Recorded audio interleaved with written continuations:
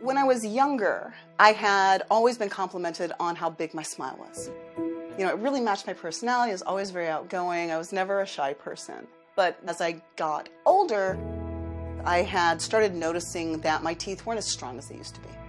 There was gum disease. My sister had really bad teeth. My mother had really bad teeth. It really came down to just your basic genetics. I knew I was going to lose my teeth. I knew that. I decided that it was not going to hold me back anymore.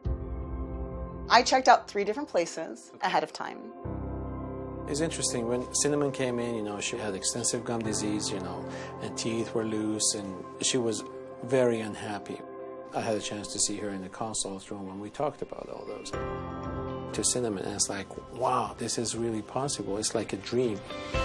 One of the factors that really committed me to going with ClearChoice was everything was done at the same place. All under the same roof. That made it very easy to transition into finishing what I knew I wanted, and that was my smile. How do we show our happiness? How do we, show the rest of the world that, hey, I'm here? It's amazing, I've done it many, many times, and every single time I'm like a kid. I go into the room and give them a mirror, and I get super excited about their new smile.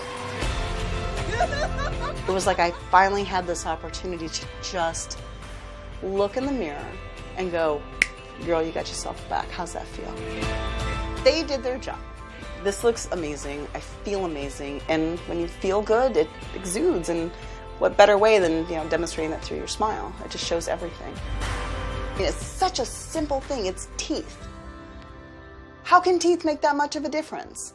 And it does. And if it's something as simple as a smile that is going to get you back to who you are, do it.